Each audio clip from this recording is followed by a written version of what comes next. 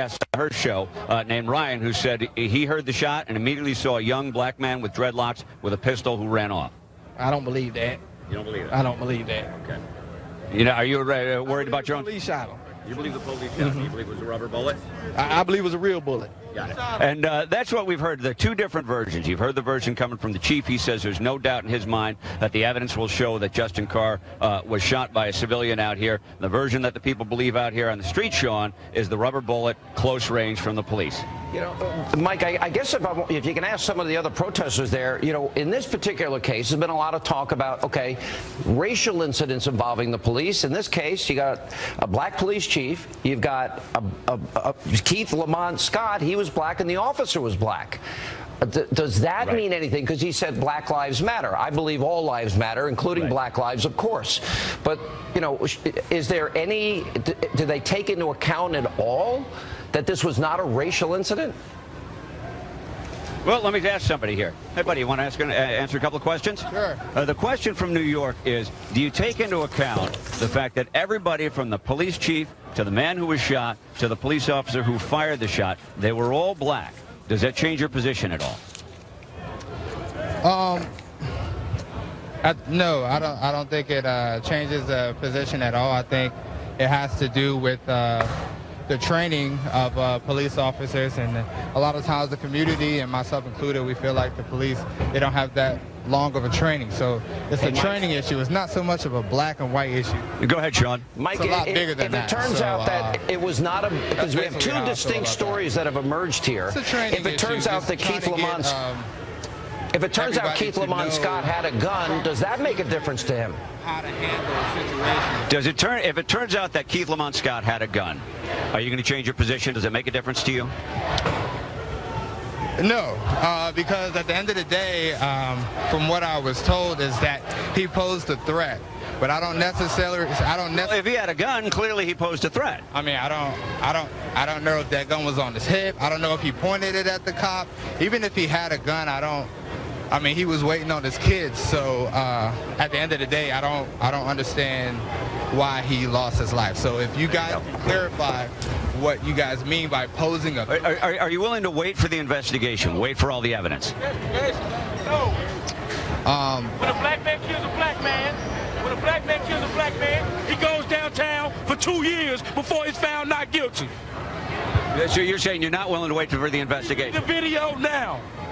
All right, you heard that. He says he's not willing to wait for the investigation, and his argument was when a black man kills a black man, they'll take him downtown right away. Sean. You know, Mike, I want to follow up with that guy because I think he's raising a pretty poignant point here, and that is that if you have a case where somebody has, in fact, a gun, is he not willing to wait for the full investigation to go forward? Why are people so quick to rush to judgment? Don't police deserve the presumption of innocence? All right, the question from New York is, do police deserve the presumption of innocence? No, they don't deserve the presumption of innocence when they commit a crime. They are still citizens. They are sworn citizens. The question is, why aren't you willing to wait for the evidence? Because they don't wait. When you are accused of a crime, they don't wait to take you downtown. They take you downtown, give you no bail, and wait for 2 years before you're found not guilty. So if that's the case, until we find out the officer's not guilty, take them downtown for 2 years. Now, what if the guy who got killed, what if he committed a crime? He wasn't committing a crime, even if he had a gun. You know what? Don't you own a gun? What if it turns out he had a gun? You have the right to bear arms. So what if it turns do the out police he had deserve a gun justice? and he was a threat? If he had a threat, if he was a threat, how can you? If he never shot the gun, you can't say he was a threat. You don't know what he's thinking. What if he pointed the gun? You don't know what he's thinking. What if he pointed the gun, Mike? What if he pointed the gun? He didn't point the gun. They never said that. They never said that. That's unresolved from the video right now. Show the tape. Show the tape, and we can make. Show the tape. Why do you have? Now you hear that often out here, Sean. Show the tape, and the police officer says he is reluctant to show the tape. And these guys, put them up on tape. Show us the tape. Show us the tape. And I want to be careful because obviously we got them riled up here to start chanting, "Show us the tape." And I want to be careful that we're not stoking the embers here, Sean. No, I understand. All right, Mike Tobin, we'll get back to you throughout the night. Thank you so much. Joining us now with reaction, Fox News contributor, former Speaker of the House, Newt Gingrich. Mr. Speaker, I'd like your reaction to what you just heard there, what I just heard there. And, you know, I understand people want to see the tape, but it's an ongoing investigation. We've had, in the case, I would argue, in Trayvon Martin's case, in Ferguson, in Cambridge, in Baltimore, we've had a rush to judgment, and we've had people, especially leaders, create an expectation of a result or a verdict in a case that was never coming based on evidence that is accumulated over time. Why is there this unwillingness to give the benefit of the doubt, the presumption of innocence, wait for due process? Well, I mean, first of all, what I'm really struck by in the last couple nights' coverage is how much television maximizes the problem. You had a young lady last night who was on a show. I happen to be on the same show. She's very hysterical. She's very noisy. She showed up again tonight on videotape. She's getting a huge amount of coverage, and she is one person in the metropolitan area of 2 million. People believe this. Well, I think the total population that's turned out is about 1,000. That means another, 2,399,000 people who haven't shown up. And I think there's a tendency to then, encourage people who are standing outside, and you start talking to them. They get more and more excited, and they represent a very, very small group, but a large enough group to damage and to loot and to cause problems, which we saw last night when property, stores were being looted, etc. So I think to some extent the very nature of modern live television coverage heightens the tension and heightens the rush to judgment. I guess where I get aggravated, Mr. Speaker, is that we've had these high-profile racial cases, and we discussed this last night, and the president himself, a constitutional attorney supposedly, is rushed to judgment without any facts, without any evidence presented, without any due process, with no presumption of innocence. And he's been wrong 4 out of 4 times in these high-profile cases. But if we really care about all lives mattering, in the case of Black Lives Mattering, and you got 3,660 plus Chicago residents, his own hometown, murdered since he's been president, and I don't think the president could name one of those people.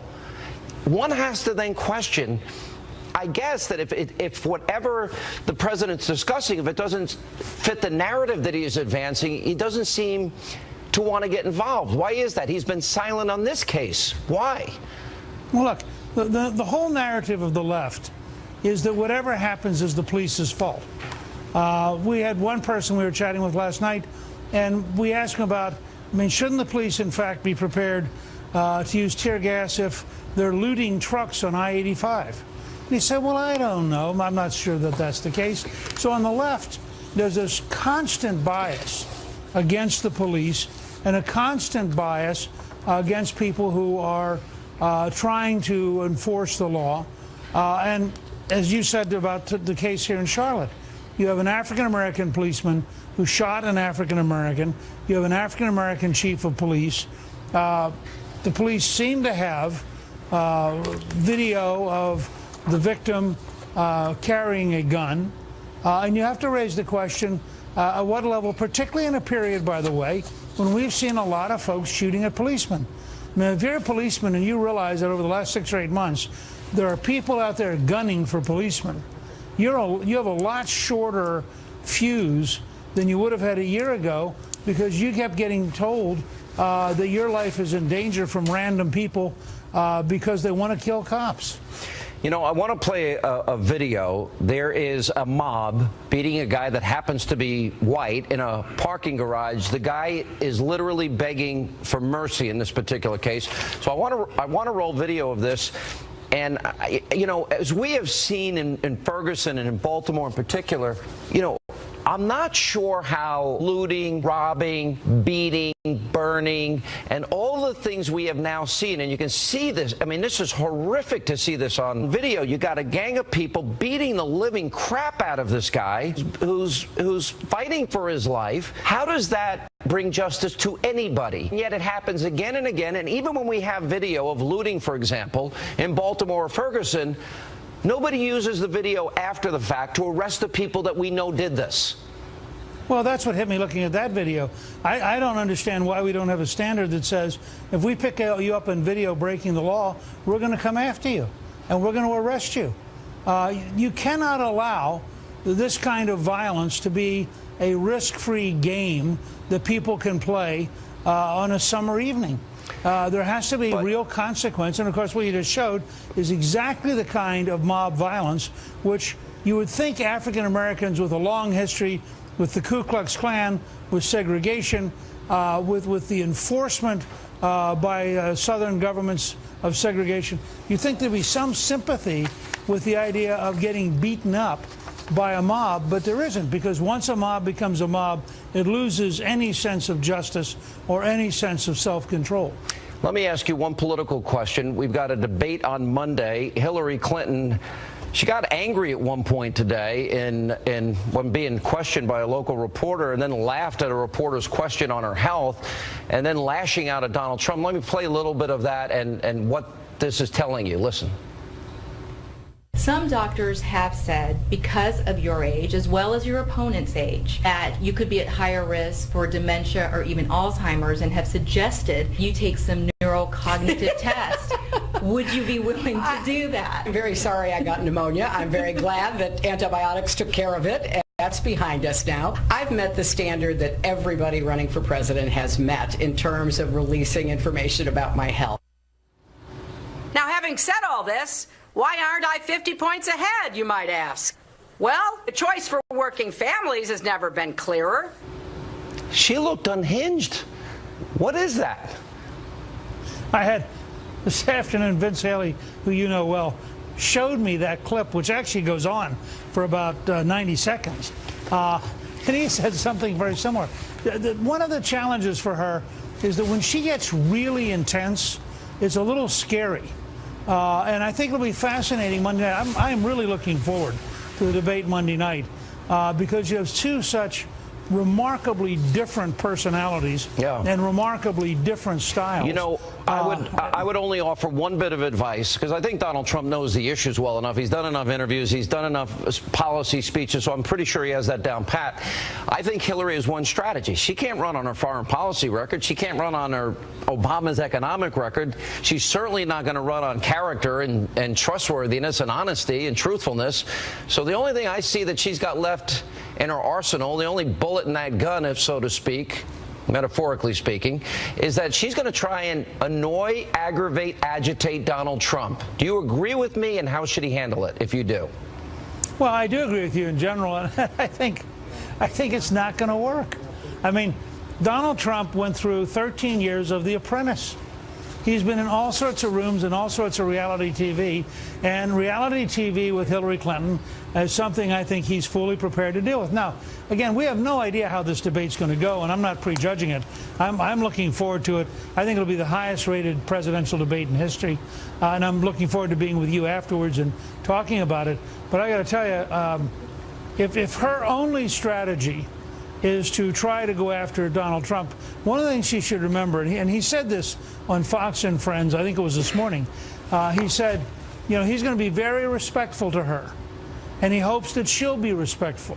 But there's an underlying tone there, remember? His ground rule in the Republican debates was, I'm not going to pick a fight with you, but if you pick a fight with me, I'm going to tear you apart. She needs to remember, this is the best counterpuncher we have ever seen in presidential debates. Well, and if she wants to pick you were that pretty fight, good yourself. I I remember you went after a couple of even the moderators. Well, you did. I remember. I did. Trump. Let me assure you, Donald Trump is a better debater than I am. Okay. He's a more formidable debater. Mr. Speaker, good to see you. Thank you for being with us. We have a lot more news tonight on this edition of Hannity coming up straight ahead. We need a national anti-crime agenda to make our cities safe again. We have to make our cities safe again. So in the wake of the unrest in Charlotte, Donald Trump calls for a national anti-crime agenda. Former New York City Mayor Rudy Giuliani will join us live in studio next. He's got reaction as we continue. And this is Fox News Alert. Protesters take to the streets now for a third night in Charlotte. Earlier today, Donald Trump addressed the very tense situation in North Carolina. He also spoke with the governor. He tweeted moments ago, but watch this. Many Americans are watching the unrest in Charlotte unfolding right before their eyes. Our country looks bad to the world, especially when we are supposed to be the world's leader. How can we lead when we can't even control our own cities? We need a national anti-crime agenda to make our cities safe again. We have to make our cities safe again. Here now with us, former New York City Mayor Rudy Giuliani. Mr. Mayor, last night you were very clear. This wouldn't have happened in New York City, and you just said to me coming on the air, you wouldn't allow what's happening tonight to happen. No, you don't take the streets. So here was my rule. I enforced it with zero tolerance. You wanted to protest, you had every right to do that. You could call me all kinds of names, and as you know, they did. But you could do it on the side. They really did, by the way. Oh, That's not a joke, yeah. Because if you're going to change things, they're going to get angry at you. So you could have the sidewalks, but you couldn't have the streets unless you got a permit. And if you got a permit, yeah, there was a limit in terms of the amount of time. I'm going to tell you why you can't take the streets. Because in a place like Manhattan, for example, if you take the streets of Manhattan, people are going to die. I have ambulances going through the streets of Manhattan, and if they don't get to the hospital in 4 minutes, the man is dead of a heart attack or the woman is dead of a heart attack. And yes, you have your right to make your First Amendment point, but you do not have a right to take away the rights of other people. With the National Guard, if you put them on the sidewalks, you exercise control over them as opposed to their exercising control over you. The police should be demonstrating that they are exercising control over the probably small percentage of people, as Newt pointed out, of Charlotte, including African Americans. I bet the vast majority of African Americans don't want to be involved in that nonsense that's going on. No, but there's enough there. Look, there's bottles being rocks being thrown at officers. Should be arrested immediately. Immediately. Right. Now, maybe you could say before tonight they didn't have the manpower. They got the manpower tonight. Right to Rikers Island. First bottle you throw, I go find you in the crowd, and we go right to Rikers Island. Or my police commissioner comes to Gracie Mansion, we look at the videotape, and we go find the guy in his house. You know, one of the we put him in jail. That's why I had no riots in 8 years, and I took over a city that had had 2 major riots. Huge. In 2 years. Yeah. 4-day riots that the mayor didn't control, including one that was a pogrom against Jewish people. That was a very dangerous time. That was a horrible time. Mr. Mayor, I guess as we watch this and they have the streets, all right, so now you take over. We put you in charge right now. How do you get them off the streets as you look at that video? They should never gotten there. The first one that got on the street should have been arrested. And then the second one should have been arrested, and the third one, and the fourth one, and the fifth one, and the sixth one, and the seventh one. You just do it. And after a while, you wear them down. I used to say, come on, test me. I have 41,000 cops. What do you have? And you have every. I believe in the First Amendment. I believe in the First Amendment right to protest. I don't believe in breaking up a man's store. Why should some African American man who has a candy store have his candy store broken into because a police officer did what he did? And in this case, it sounds like the police officer was justified. And also, if Black Lives Matter, why doesn't the black life of the black police officer matter? It should, and he's fighting for the presumption of innocence for everybody else. Well, if the facts are as the African American Police Commissioner stated, and the guy came out with a gun, why doesn't the life of that police officer mean something? What about releasing the tape Matter? as the crowd is asking for tonight? It's an investigation. I don't want to disagree with the judgment of the DA and the mayor and the governor, but I always released information. You would? Okay, let me play for you, and I think this goes to the heart of the question. The president rushed to judgment in 4 very high-profile cases. His silence has been deafening on 3,660 deaths in Chicago. He's invited Black Lives Matter to the White House. Hillary has supported Black Lives Matter. Pigs in a blanket, fry 'em like bacon. What do we want? Dead cops. When do we want them now? Here's Hillary supporting Black Lives Matter. I think it is essential that we all stand up and say loudly and clearly, yes, Black Lives Matter. Well, of course they do, but also all lives matter. But Sean, does the life of the black police officer matter? Yes. Well, shouldn't there be, in that case, since we have a black police officer who they claim was in jeopardy of losing his life, and a black man who did lose his life, shouldn't we kind of step back and figure out who was right and who was wrong? I mean, this is not a racial situation now. We're talking about a black police officer that shot a black man that says that he was pointing a gun or had a gun in his hand. So now we have 2 lives at stake, both of which were black. So if Black Lives Matter, both of those lives matter, as well as all the white people. And we can't wait for an investigation. We can't wait for due process. We can't wait for evidence to be presented. We can't wait for a presumption of innocence. Let me switch to a political question. Let me put up some poll numbers for you. We got Nevada, and Donald Trump is up by 3 points at a very important state. As you can see, 43-40, if we can put it up on the screen. And then we've also got North Carolina. That poll is the latest Fox News poll, and Trump is up there, very important state of North Carolina, 45-40. Then we've got Ohio. We all know how important Ohio is. This is now the second poll that has Trump up by 5, 42-37. Here's my question. Donald Trump, on Monday at Hofstra University in Long Island, New York, will debate Hillary Clinton. Hillary Clinton, as I said to Newt, can't run on foreign policy, can't run on honesty and integrity, can't run on the Obama economy. Her job's going to be to piss him off. Am I wrong? Tell me if I'm wrong, I'll say I'm wrong. Sean, you're right on target. Her whole strategy has been, so far, to piss him off. To demonize him. Yeah, I know. And I'll tell you what she's done is she's created a fairly low bar, I think, for him. I mean, if you listen to her, you expect Satan to come out, a madman to walk out on the stage, who's going to knock over the podium and throw things at her and yell and scream. And that's not going to happen. And I believe that the Donald Trump that I know for 28 years is the Donald Trump you're going to see on Monday night. A sensible, reasonable, extraordinarily successful man. Do you agree she's going to try and get under his skin? Running for this office only because he loves his country. That's why he's running for this office. I bet the opportunity cost and the money he spent probably is costing him $1 billion. A fortune. Here's my question. Do you agree with me that that's her strategy, to get under his skin and show that he doesn't have the temperament? Well, it's been the strategy of her campaign up until now. And the fact is, he does have the temperament a lot better than her. You showed that tape. I also saw the rest of that tape, like Newt did. I think we got a longer version of it. If we're going to talk about temperament, read the book by the Secret Service agent about Gary Byrne. Yeah, it's a great book. And you and I both know Secret Service agents. Oh, I've heard stories. Yeah, I've heard a lot of stories. I worked with Secret Service 28 years, so. And when they like you, they keep their mouth shut. Yeah. When they don't like you, you hear a lot of stuff. I've heard a lot of stuff. I will tell you that. Too. I know you're security. They don't tell me anything about you, so that's a good sign. They're all my friends. All right, Mr. Mayor. Monday's going to be fun. Are you going to be at the debate? You're darn right. I can't wait. All right, I'll be there. We'll be there, too, and we'll be broadcasting. Hope you'll join us. And coming up next, we continue to follow this situation on the ground in Charlotte and also tonight.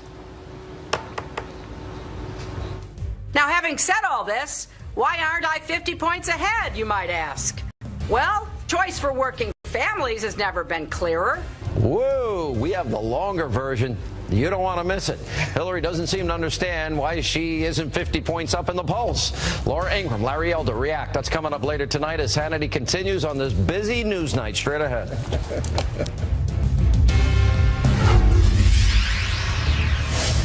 I'll defend every worker's right to organize and bargain collectively, and I will fight back against so-called right to work. Right to work is wrong for workers and wrong for America. Now, having said all this, why aren't I 50 points ahead, you might ask? Well, the choice for working families has never been clearer. I need your help to get Donald Trump's record out to everybody. Nobody should be fooled. He proudly declared himself 100% right to work. He even hired a union-busting firm to break up an organizing campaign at his hotel in Las Vegas, where you are right now. And he built up his wealth by stiffing small businesses and contractors. That goes against everything we stand for as a country. My dad was a small businessman. I'm just happy he never did business with Trump. I don't know what would have happened to us. So look. Wow. Hillary Clinton saying she doesn't understand why she's not running away with the election. Here now, Salem Radio nationally syndicated host Larry Elder, the editor-in-chief of LifeSet, also a syndicated radio host, Fox News contributor Laura Ingraham. Why are you laughing? She's unhinged. It's a shock that she's not ahead 50 points with that delivery. What was that? When you guys started playing that, I thought, well, that's really funny that she's participating in a spoof of herself. That's great. I'm taking this differently than you. I think there's something wrong here. That was just okay. bizarre. Do you remember this levels. video? And I got criticized for daring to shoot. Remember this video? Watch this, Larry, and watch this, Laura. Yeah. Watch all of a sudden her head twitching and twitching and twitching. All of a sudden, ready, set. Watch, she turns her right. There you go. Boom, boom, boom, boom, boom. And I'm not making, and she does it again. There's something going on here. I'm not a doctor, but that to me looks like what was going on in the video. It's a very curious thing. I think that's why all these polls showed that people didn't think she was being completely forthright about her condition. But I'm focusing on the terrible condition of her economic plans and her horrific record, which she has a record of failure. We know that she has no real record to run on. But that was an odd. So odd, right, Larry? What do you think? That was an odd delivery. It was just strange. It was unlike anything I've ever heard her say before. Larry, what do you think? It is odd, but I'm not a doctor. I did have a doctor on to comment on that, and she made a speculation that perhaps Hillary might be suffering from Parkinson's. I don't know. What she is suffering from is she wants to be the third term of the Obama administration, and the record is lousy. You know all the stats. Worst economic recovery since the Second World War. First president ever to preside over recovery where we haven't had at least 3% GDP. And the difference between the 2% that they've had and 3% is 1 million jobs time the length of the recovery. That's 7 million jobs if Obama had just stayed on the golf course and practiced his putting. And people realize this. People are working harder, making less money. The wealth gap between an average black family and white family hasn't been this wide in 25 years. Black poverty up, black net worth down, black home ownership down, black equity down. That's why she's so worried about whether or not she's going to get that 95% black vote. Yeah, look at the split screen. This is the legacy. This did not come out of nowhere. The division in this country is division, despair, distraction, demonization. It is a depression. I mean, look, I don't mean a depression economically. I mean, this is a depressing environment and atmosphere we're seeing. It's boiling over, and I understand their raw emotions. I get it, and I don't pretend to understand everything that's going on in Charlotte. But I can't imagine anyone thinks we want to continue with this.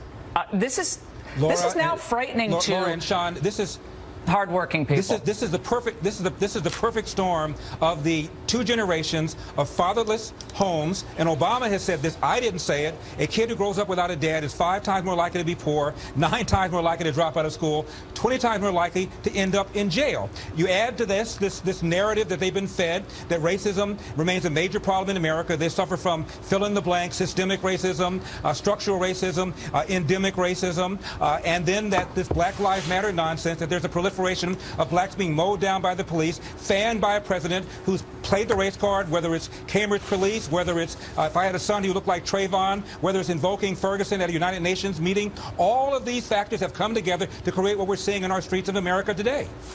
We're sowing fear and division, distrust in a neighborhood, in a community that desperately needs real hope. Not the fake hope of a poster and a slogan, but real hope in terms of real economic opportunity, real jobs, policies that keep families together. Look at this. They're back on the highway again. Now, last night there was a moment towards the end of the second hour that we did on this program where literally they were stopping cars and getting on top of them. It reminded me very much of what happened in the Rodney King case. Remember they dragged out that poor truck driver, Reginald Denny? Reginald Denny, yeah. The only difference I see tonight, although they're on the other side, it looks like, of the highway, is there seems to be a police presence. Last night there was no police presence there, and this gets really scary when you're talking about motorists. They're being stopped. They can't drive without running somebody over. Everyone's pussyfooting around this. Okay, everyone's pussyfooting around what's going on. This is rampant criminality. Last night it was a mob riot. We had that horrific video, as you alluded to earlier, of the young Caucasian male begging for help, and they smashed him, kicked him, dragged him across the parking garage. Beat the crap out of him. And I had someone call into my radio show today who said his son he was in fear of his life if a police officer hadn't pulled him off the street, because he just was sleeping and he looked down and said, what's going on? Yeah.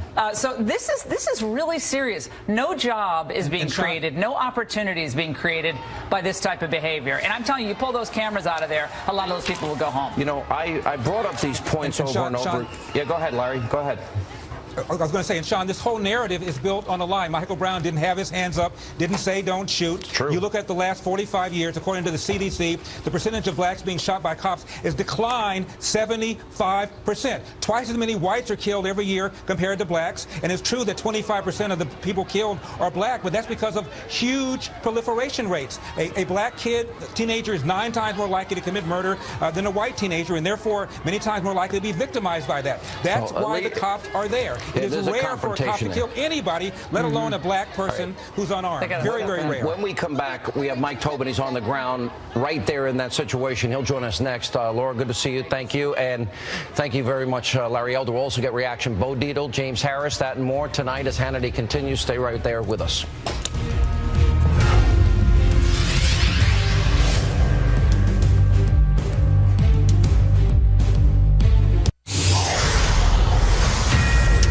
This is a Fox News alert, and protesters now in Charlotte are trying to shut down a major highway. Our own Mike Tobin is down there with them.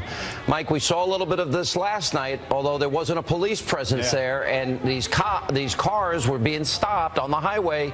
They were jumping on the cars. It was getting very precarious there. How is it tonight? Well, I didn't see any of the jumping on the cars, but what I did see is both sides of 277 were shut down right here in front of Bank of America Stadium. What you're looking at now is the aftermath, because as soon as the protesters, well, should I say shortly after the protesters got the highway blocked off, then we saw the cops in the riot gear. And all at once, they came advancing their line, thumping their shields with the intention of being intimidating. They also had the paintball rounds out. And it's my observation right now, there's some kind of a chemical irritant in those paintball rounds, and we've seen that before. I also have a very strong smell of vinegar, and that's because a lot of the demonstrators think if they put vinegar on a bandana, that will minimize the effects of the tear gas in the event that the tear gas comes out. This guy's telling me I'm lying, but I'm smelling vinegar. So you see the police right now in the middle of the highway. Their presence, we'll see when they clear off. You got police on the other side of the highway. And that's our situation out here, Sean. Unbelievable. All right, Mike Tobin, stay safe out there. Here with reaction, former NYPD Detective Bo Dietl and radio talk show host James T. Harris. Bo, do you agree with Rudy? You were there when he was mayor. This shouldn't even be taking place.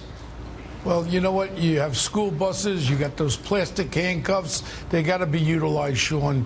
You got to get these people right away. These people are committing crimes. They're beating people up. They're robbing people. They're setting fires. They're doing whatever they got to do. They're assaulting people. They're committing crimes. If you don't stop this, this is going to continue. And just watching your show last night when you're interviewing people, why are you here? They have no real idea why they're there. Also, the fact they want to see the video. We have a due process of law.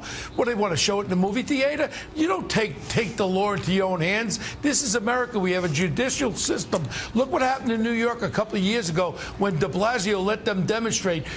Close down the Brooklyn Bridge, close down the roadways, and look what happened. They made an environment where 2 cops were assassinated in New York. What frightens me are these other people that are out there now. Could happen what happened in Dallas. I'm afraid for these cops out there. So they must go in there, get these troublemakers out there, lock them up when they commit crimes, lock them up, and disperse this. You can't let this keep getting going. It'll get its own legs, and then before you know it, you'll have a full riot situation where people are not going to be able to control it. All right, let me go. James T., your reaction.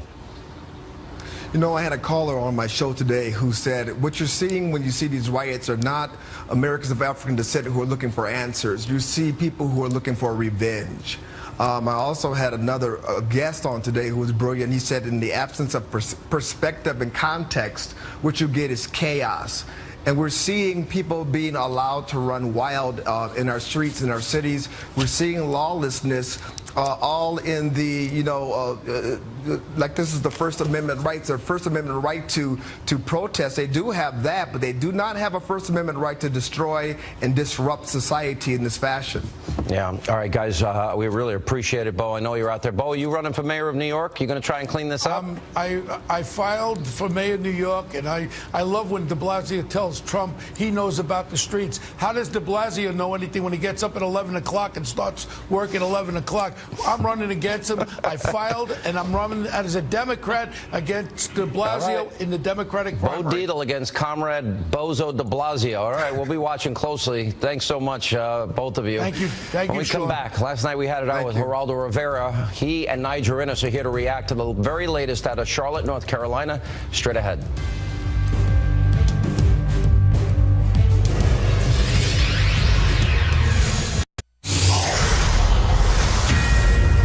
So Fox News Alert, a third night of protests underway in the city of Charlotte, North Carolina. Joining us now with reaction, Tea Party Forward Chairman Niger Innes, Fox News senior correspondent Geraldo Rivera.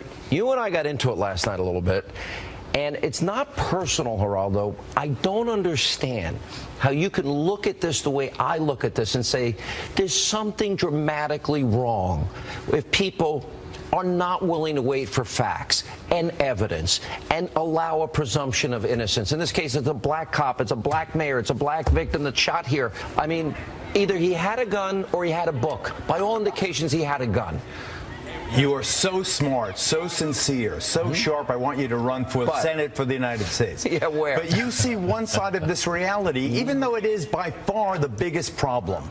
The black-on-black crime, the urban decay, the violence that creates the scenes where, the situations where these people appear as menaces to the cops. So the cops react. They are conditioned to react. They're trained to react. They react. But you have to see that... Why do we pay attention to only this? Why do we ignore 3,660 in Chicago? That you must come to the place where you admit that a person should not be victimized by anybody just because of what they look like or who they are. You're an attorney. We don't know what happened yet. By every indication up to now is that it was a gun.